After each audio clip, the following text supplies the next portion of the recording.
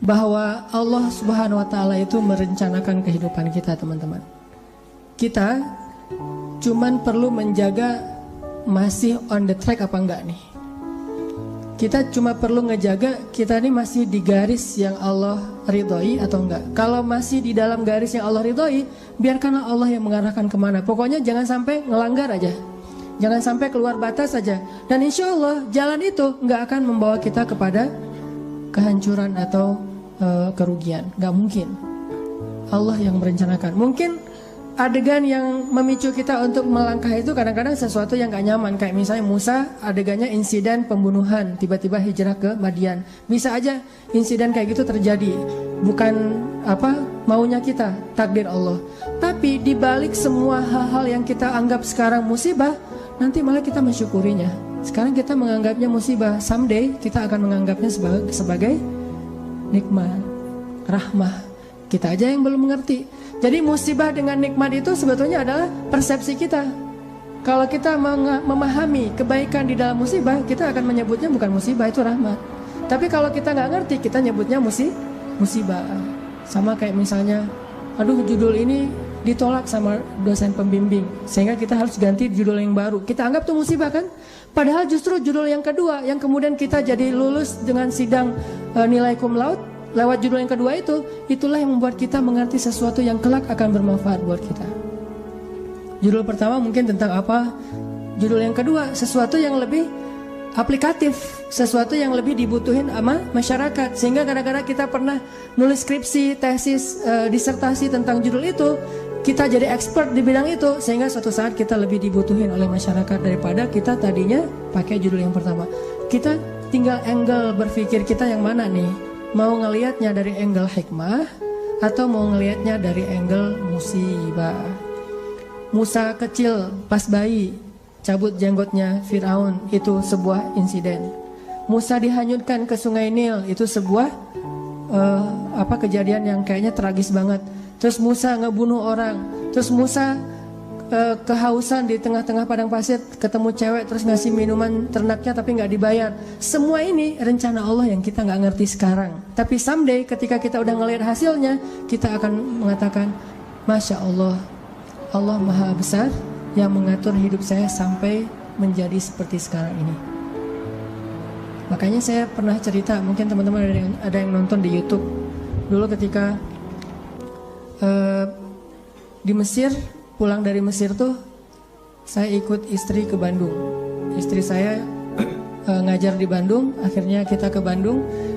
Saya nggak senang waktu itu belum dapat hidayah ya, nggak senang ngajar di kampus, nggak senang ngajar di pondok pesantren. Tapi karena terpaksa, nggak ada kerjaan, saya ngelamar-lamar gitu ke pondok-pondok pesantren. Semua nolak, alasannya sama, lebih banyak guru daripada murid. Ya udah deh, gak apa-apa, karena nggak ada yang nerima. Saya pikir, kok saya pulang-pulang jauh-jauh dari Kairo tapi nggak punya kerjaan ya, kayak melas gitu. Malah ngelamar jadi kuli aja nggak diterima. Soalnya kuli itu yang dilihat keahlian dan otot kan. Saya punyanya ijazah LC, nggak nyambung dengan perkuliahan gitu.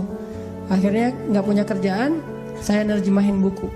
Udah capek-capek nerjemahin buku, pas dikasih ke penerbit katanya buku itu udah terbit, terjemahin sama orang lain. Saya salah milih judul. Akhirnya nulis buku sendiri yang belum diterbitin orang. Walaupun kalau bahasa Sunda mah capruk, gak jelas ngomong apa gitu. Pokoknya nulis aja, nulis. Udah selesai nulis, dikasih ke penerbit, gak ada yang mau nerbitin karena gak layak katanya. Kan ini adegan-adegan yang awalnya kita anggap sebagai kesulitan, musibah kan. Karena gak mau diterbitin sama penerbit, akhirnya saya kepikiran lagi, ya udah kenapa gak diterbitin sendiri aja. Diterbitin sendiri, alhamdulillah minjem uang dari teman 30 juta, dan dia Allah takdirkan dilembutkan hatinya, mau aja, padahal nggak kenal amat, baru kenal juga beberapa bulan. Mungkin ngeliat muka saya tuh muka melas gitu ya. Jadi saya pinjam dong 30 juta. Oh iya, ya udah ambil aja. Nah, 30 juta. Dia punya percetakan, sampai sekarang jadi teman baik. Dia yang punya percetakan, udah nggak apa-apa Ustadz, cetak aja, ntar bayarnya waktu terserah Ustadz. Dikasih waktu 6 bulan. Saya cetak, udah gitu terbitin sendiri, dijual seluruh Indonesia. Caranya kirim pakai bus-bus malam gitu kan. Saya pakai kardus Marlboro ngangkat. Jadi saya penulis, saya kulinya, saya direktur penerbitnya, pokoknya sendiri aja semuanya, ngangkat di jalan raya. Nih, saya mau ngirim buku. Oh, buku siapa? Ada tuh orang yang nulis bagus tulisannya gitu. Kirim ke Sumatera, ke Sulawesi, ke Jawa, udah dikirim, nggak ada yang balik. Terus laporannya nggak jelas, orangnya kemana nggak ngerti karena nggak kenal amat gitu, lewat internet doang, lewat email. Nggak ada laporan. Waktu itu sekitar 3.000 buku, 1.000 yang dikirim keluar kota itu raib aja, nggak ada hasil. 2.000 lagi, ya udah saya jual di Bandung aja kalau kayak gini. Jual di Bandung, pas ada kayak Islamic Book Fair ya, pameran buku Islam. Saya nyewa satu space di stand salah satu penerbit Islam di Bandung. Nggak nyewa stand, nyewa space doang di depan. Saya pakai X banner, terus pakai meja, ngangkut pakai motor sendiri, pakai topi biar nggak ada yang tahu, pakai masker. Taruh, ngerjain sendiri semuanya. Udah beres semuanya, pergi ke belakang, ganti baju yang baju kemeja, pakai dasi gitu, sepulpen. Udah gitu, pakai rambutnya dirapiin, berdiri di sebelah X banner. Orang-orang pada nggak kenal kan buku ini baru banget. Ini buku apa? Oh ya ini bukunya bagus. Siapa penulisnya? Karena di X banner itu wajah paling besar tuh wajah saya. Jadi tulisan buku apa tuh kecil-kecil aja. Yang penting wajahnya yang gede gitu. X banner foto saya yang paling besar. Qadarullah waktu itu saya ngambil foto kan sembarangan aja dari foto-foto lama tuh. Saya ada foto baju putih dan mungkin kalau orang perhatiin kelihatan. Ternyata di sini ada uang 1.000. Kelihatan ada uang 1.000 di foto itu teh. Saking memprihatinkan. Mulai alhamdulillah 3 bulan bisa membayar hutang di percetakan. Mulai berkembang, bikin bisnis. Waktu itu belum ada pulsa di Alfamart, Indomaret, masih M-Kios gitu. Punya 60 cabang M-Kios di Bandung. Mulai masuk ke jual beli mobil bekas, masuk ke properti. Terus ujung-ujungnya alhamdulillah balik lagi kepada habit, yaitu dunia dakwah. Jadilah sekarang di Pemuda Hijrah dan saya tinggalkan yang usaha-usaha kayak gitu biar fokus kepada dakwah. Tapi akhirnya saya berpikir kalau dulu saya mungkin diterima di ngajar di suatu tempat, mungkin saya nggak akan pernah ngelakuin hal-hal yang seperti sekarang. Kalau dulu saya diterbitin bukunya oleh orang lain, mungkin saya nggak akan pernah nulis sendiri dan seterusnya dan seterusnya. Banyak hal yang kita sebut sekarang musibah, besok kita bilang itu sebuah nikmat. Angle-nya doang yang berbeda. Tinggal kita yakin gak sama Allah Subhanahu Wa Taala. Jadi bisa jadi hari ini ditolak atau hari ini diputusin, suatu saat kita mensyukuri keputusan itu. Alhamdulillah saya diputusin, itu disyukurin. Kenapa? Gara-gara diputusin, akhirnya dia menikah dengan orang yang lebih baik daripada kita. Syukur kan? Namanya cinta sejati. Gimana? Harus syukur. Alhamdulillah dia dapat yang lebih layak daripada saya. Dan saya emang gak dapat sampai sekarang misalnya. Ya gak apa-apa. Kayak Julaibib ya. Tunggu aja di masjid. Kan gak enak banget awalnya tuh. Gimana kita menganggap diputusin itu nikmat. Apalagi diputusin dengan bahasa kita adik kakak aja ya. Kan berat ya. Gak enak kalau kayak gitu teh. Cuman nanti suatu saat kita akan mensyukuri nikmat itu. Kayak banyak orang yang ngerasa kok saya ngeband udah sekian lama tapi nggak ada yang masuk ke dapur rekaman, sampai dia bikin kayak semacam sponsor me kan. Dia ngeband terus bikin arrangement lagu, dia posting di YouTube, diupload di YouTube supaya ada yang sponsor. Ternyata nggak muncul. Anak skate dia ngetrik tapi nggak ada yang jadiin dia brand ambassador brand tertentu. Akhirnya dia upload di YouTube ngetrik kickflip yang model baru apa gitu mungkin, atau no comply gitu, dia nggak ngetrik tapi bisa terbang-terbang, berharap ada yang sponsor, ternyata belum. Apa yang hari ini kita anggap sesuatu yang kayak kekalahan, satu musibah, satu kesulitan, suatu hari nanti ketika kita paham, kita akan mengatakan itu nikmat dengan satu syarat. Gimana pun kondisi yang kita alamin sekarang, jangan keluar dari jalur yang Allah ridhoi. Itu aja syaratnya. Makanya kan saya bikin tagline banyak main, banyak manfaat. Saya nggak berani bilang nggak punya dosa karena itu namanya tazkiyatun mentazkiyah diri sendiri. La tuzakku anfusakum. Janganlah kalian menganggap diri kalian suci. Tapi maksudnya sedikit dosa ini tinggalkan dosa. Kenapa? Karena kalau kita udah melanggar, gimana pun kita sekarang lagi dapat nikmat banyak, terus kita melakukan dosa yang Allah nggak suka, nikmat itu bisa berubah musibah. Sebaliknya, ada musibah, kita masih on the track, musibah itu bisa berubah menjadi nikmat. Syarat yang Allah minta dari kita cuma satu itu, jangan melanggar, jangan bikin dosa, jangan ngecewain Allah Subhanahu wa taala. Itu doang. Udah gitu bertahan aja, Allah kasih kejutan-kejutan yang sangat banyak dalam hidup kita. Saya punya teman orang Padang. Dia ikut tes akademi kepolisian.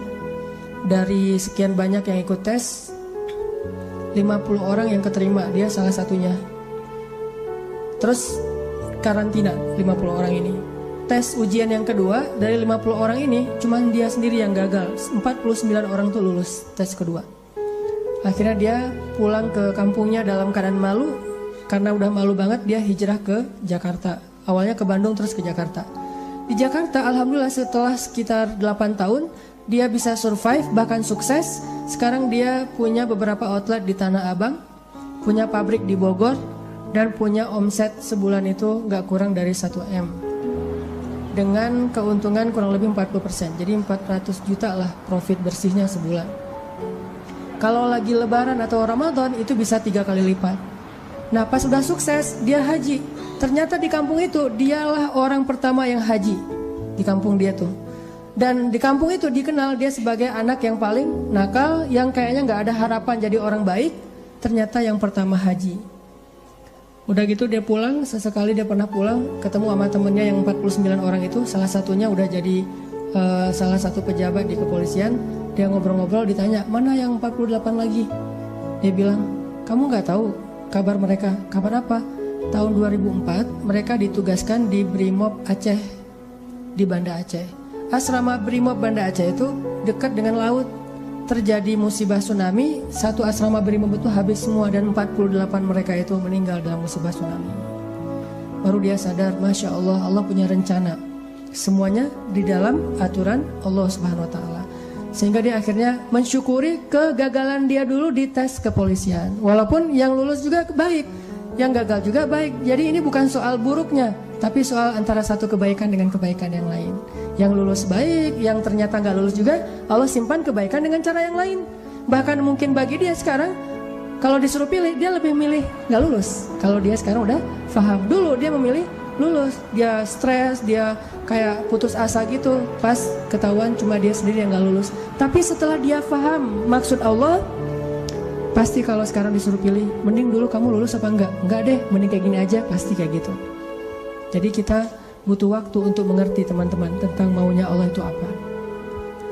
Sama kayak sekarang, kita butuh waktu untuk mengerti kenapa di usia segini masih sendiri.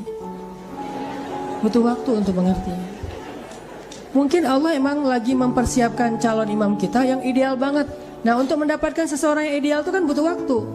Kalau yang apa adanya kan, yang apa diobral gitu kan gampang. Tapi ini karena terlalu istimewa, kayak permata, mutiara, itu benar-benar dibentuk. Saking istimewanya butuh waktu yang lama. Sama kayak kita beli kendaraan. Kalau yang warnanya pasaran kan langsung ready stock ya. Tapi kalau yang warnanya paling unik sendiri kan inden kan. Sampai mau beli satu kendaraan aja indennya bisa 2 bulan. Kenapa? Warna ini jarang pak, istimewa, sehingga harus inden. Kalau yang ready stock banyak tuh warna standar aja. Begitu juga dengan jodoh. Ada jodoh ready stock, ada jodoh inden. Nah yang inden ini biasanya istimewa. Itu salah satu hikmahnya. Siapa tahu emang dia inden karena lagi mengkhatamkan Al-Quran. Dia berazam, ya Allah saya gak pengen nikah dulu sebelum khatam juz 30. Gak harus 30 juz kan. Sebelum khatam juz 30. Berapa lama? 15 tahun. Nah mungkin dia pengen hafal juz 30 juz. Mungkin dia pengen hafal 100 hadis. Mungkin dia pengen mapan dulu supaya bisa benar-benar membahagiakan dan menafkahi keluarga besar, bukan cuma istrinya tapi juga mertua dan segala macam. Kita emang akan dikasih oleh Allah pasangan yang istimewa, makanya inden. Sehingga kita bersabar, mudah-mudahan ada kebaikan. La'allahu khair wa ma indallahi khair. Mudah-mudahan di sini ada kebaikan, apa yang di sisi Allah lebih baik. Terus berhusnuzon. Ketemu-ketemu ternyata emang benar, wajar kalau kita inden, istimewa banget. Akhlaknya itu luar biasa. Itu yang dialami oleh Khadijah.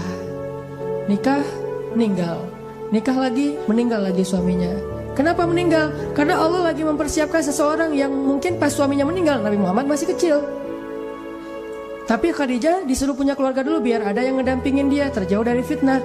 Cuman gak boleh lama-lama, harus pergi karena mau digantiin oleh orang yang lebih istimewa, yaitu Muhammad SAW. Mungkin bagi Khadijah ketika suami pertamanya meninggal itu musibah, nikah lagi. Suami kedua meninggal, lebih musibah lagi.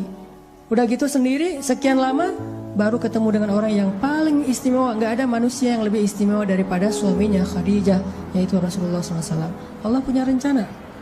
Awalnya Khadijah menangis, yang kedua Khadijah menangis, tetapi setelah dia faham rahasia yang ketiga, mungkin dia akan mengatakan bahwa inilah yang terbaik untuk saya. Kalau saya tahu ini dari dulu, maka saya akan tahu bahwa Allah itu maha baik kepada saya. Ini artinya Allah punya rencana. Kurang baik apa suami kayak Rasulullah?